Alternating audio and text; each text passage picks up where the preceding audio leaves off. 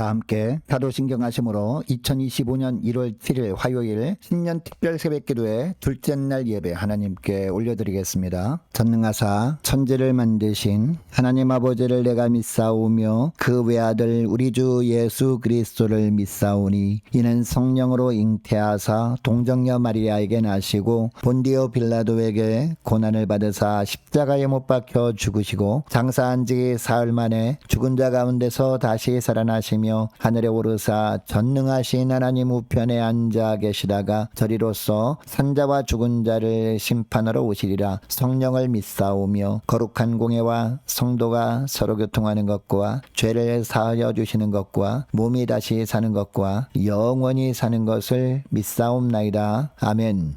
찬송가 95장 찬송하시겠습니다.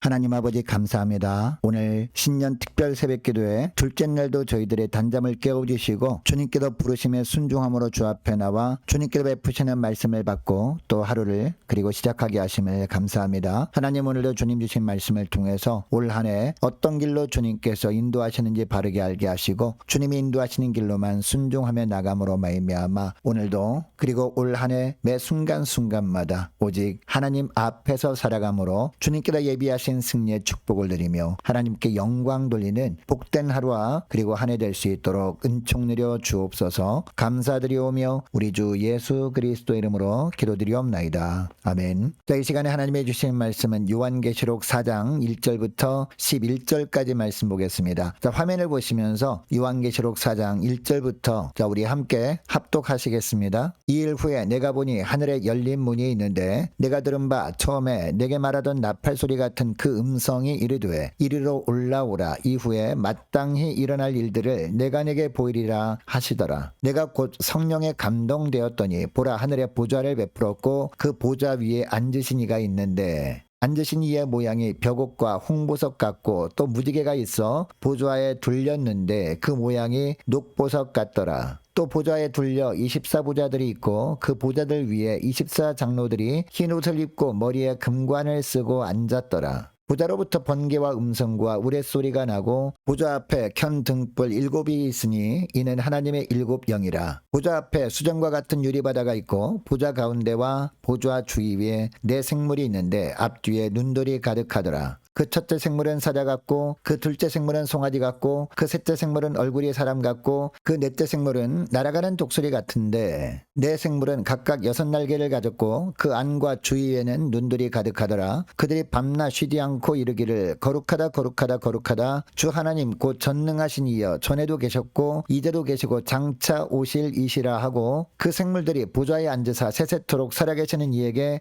영광과 존귀와 감사를 돌릴 때에 24장로들이 보좌에 앉으신 이 앞에 엎드려 세세토록 살아계시는 이에게 경배하고 자기의 관을 보좌 앞에 드리며 이르되 우리 주 하나님이여, 영광과 존귀와 권능을 받으시는 것이 합당하오니 주께서 만물을 지으신지라. 만물이 주의 뜻대로 있었고 또 지으심을 받았나이다 하더라. 아멘. 여러분, A.W. 토저라는 유명한 기독교 저술가가 이런 이야기를 했습니다. 그리스도인들의 모든 실패는 예배의 영광을 경험하지 못한 데서 기인한다 라는 이야기를 한 겁니다. 그러니까 우리가 2025년 한 해의 성패는 어디에 달려있다는 겁니까? 바로 예배에 달려있다는 겁니다. 온전한 예배를 통해서 예배를 받으시는 하나님의 은혜로 승리하는 한 해가 될 수 있기를 주 이름으로 축복합니다. 여러분, 그러면 어떤 예배가 온전한 예배일까요? 첫째로 하나님의 임재를 경험하는 예배입니다. 자, 사도 요한이 전도하다가 반모라는 섬에 유배되어 있었습니다. 그런데 주일에 그가 하나님을 예배하기 위해서 엎드렸을 때 일이었습니다. 요한계시록 1장 10절 말씀해 보니까 주의 날에, 즉 주일을 말하는 거죠. 주의 날에 내가 성령에 감동되어 내 뒤에서 나는 나팔 소리 같은 큰 음성을 들으니 라고 합니다. 그리고 다시 오늘 보면 4장 1절 말씀해 보니까 2일 후에 내가 보니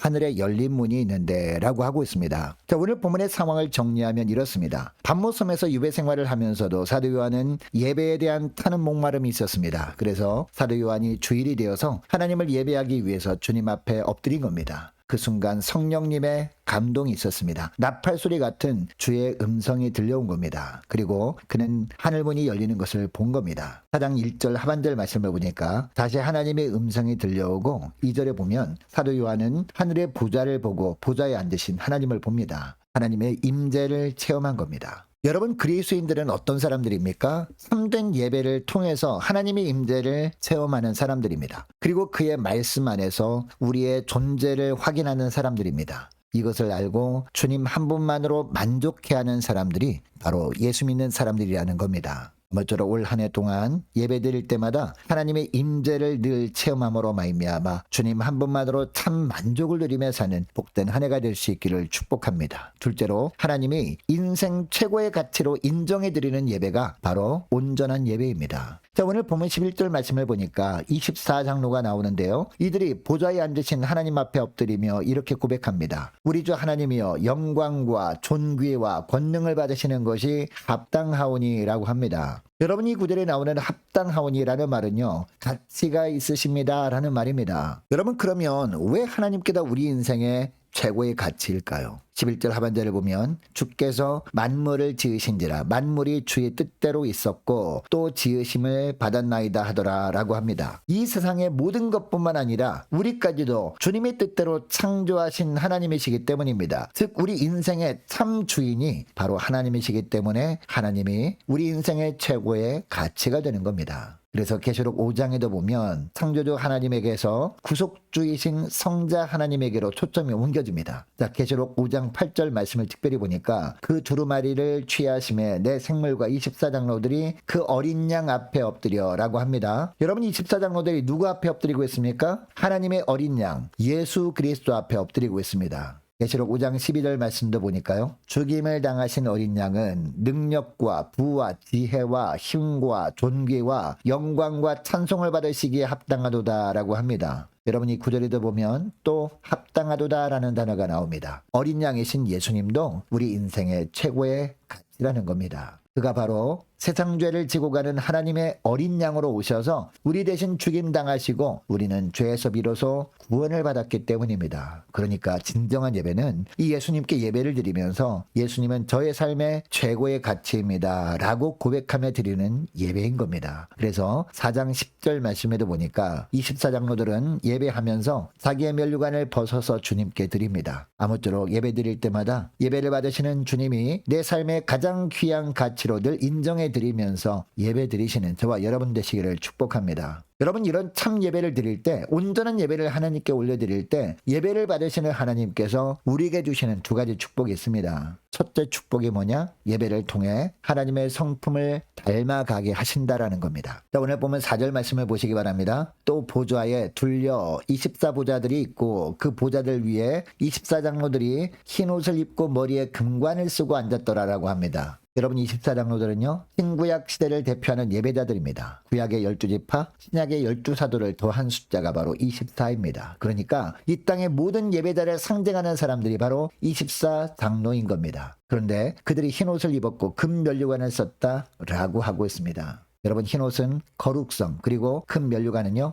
영화로움이라는 하나님의 대표적인 속성을 표현하는 겁니다. 그러니까 하나님은 거룩하시고 영화로우신 분이신데 24장로들처럼 하나님께 진실한 예배를 드리다 보면 예배자는 점점 예배를 받으시는 하나님의 거룩과 영화로움을 담게 된다라는 겁니다. 여러분 하나님은 내가 거룩하니 너희도 거룩하라 라고 말씀하셨습니다. 여러분 이 말씀이 무슨 뜻일까요? 진실한 예배를 통해서 예배를 받으시는 하나님을 바라봄으로 말미암아 하나님의 거룩성을 닮아가라는 겁니다. 그리고 이런 거룩으로 가득한 상태를 영화라고 합니다. 그래서 우리는 참된 예배를 우리가 이 땅에 살아간 동안에 그리고 올 한 해 동안에 지속적으로 드리면서 주님의 거룩을 계속 닮아가는 겁니다. 계속 주님의 거룩을 닮아가다 보면 주님께서 부르실 때가 찾아오게 될 텐데 그때 영화된 모습으로 주님 앞에 서게 된다라는 겁니다. 자, 그리고 둘째로 어떤 축복이 임하게 되느냐? 하나님의 인도하심을 경험하게 된다라는 겁니다. 여러분 계시록 5장 14절 말씀을 보니까 천상 예배가 아멘으로 끝납니다. 그런데 이것으로 예배가 종결된 것은 아닙니다. 계시록 6장으로 넘어가면서 사도 요한은 다시 지상의 광경들을 목도하게 됩니다. 하나하나의 임봉이 열리면서 전쟁과 기근과 질병으로 가득 찬 세상을 보게 되는 것이죠. 여러분 이것은 무엇을 보여주고 있습니까? 우리가 하나님을 예배한 후에 나아갈 세상의 모습을 이렇게 보여주고 있는 겁니다. 그러나 우리가 신령과 진정으로 하나님을 예배하고 나가면 우리는 이 세상을 두려워할 필요가 전혀 없음을 또한 보여주는 겁니다. 그 이유를 계시록 7장 17절에서 이렇게 말씀하십니다. 이는 보좌 가운데 계신 어린 양이 그들의 목자가 되사 생명수 샘으로 인도하시고 하나님께서 그들의 눈에서 모든 눈물을 씻어주실 것임이라 라고 합니다. 여러분 이 구절에 나오는 어린 양은 누굽니까? 바로 보좌에서 예배를 받으시던 하나님의 어린 양 예수 그리스도를 의미합니다. 예배를 받으셨던 이 하나님의 어린 양이 예배를 드린 성도들이 예배 후에 세상에 사는 동안에 이들의 선한 목자가 되어주셔서 예배자들이 거친 광야 세상길을 걷는 동안 늘 동행하시면서 눈물을 씻어주시고 생명수 샘물로 인도하신다라는 겁니다. 그러니까 여러분 우리 주님은요 단순히 우리의 예배만 받으시는 분이 아닙니다. 예배 이후에 우리 손을 꼭 붙잡고 여전히 문제와 갈등이 있는 고단한 인생 광야길을 함께 걸어주시면서 우리 주님께서 우리를 선하게 인도해 주신다는 겁니다. 우리를 지켜주신다는 겁니다. 여러분 이것이 예배자에게 하나님께서 부어주시는 축복입니다. 여러분 이것을 기억하시고 이 시간에 함께 기도하기를 원하는 것은요 이렇게 기도했으면 좋겠습니다. 하나님 예배를 통해 하나님의 임재를 날마다 경험하게 하시고 또 예배를 통해 하나님을 최고의 가치로 인정해드리며 살아감으로 말미암아 예배를 통해 하나님의 성품을 담게 하시고 또한 예배 이후에 예배를 받으신 하나님의 어린 양 예수님께서 저들을 선한 길로만 인도해 주시는 그런 축복을 누리며 사는 복된 한 해가 되길 원합니다. 간절히 기도하는 이 새벽 될 수 있기를 축복합니다. 자, 계속해서 기도하기를 원하는 것은 올 한 해 동안 늘 하나님 앞에서 살아가는 복된 저희를 되게 하시고 또 모든 구역 식구들 모든 자녀들도 하나님께서 매 순간마다 부어주시는 분명한 영적 분별력을 가지고 오직 하나님 앞에서 살아갈 수 있도록 도와달라고 이 시간에 함께 기도하기를 원합니다. 또한 올해 새롭게 세워진 교회 일꾼들을 위해서 함께 기도하기를 원합니다. 교회 재정을 위해서 함께 기도하기를 원하고 유초동부 중고등부 청년부를 위해서 남녀 전도회와 각 구역을 위해서 그리고 많은 환우들을 위해서 기도해 주시기 바랍니다. 취업을 앞둔 지체들을 위해서 선교사님들 가정들과 나라와 민족과 우리 교회의 앞날을 위해서 또 저와 여러분이 가지고 나온 기도 제목을 놓고 함께 이 시간에 기도하기를 원합니다. 기도하겠습니다.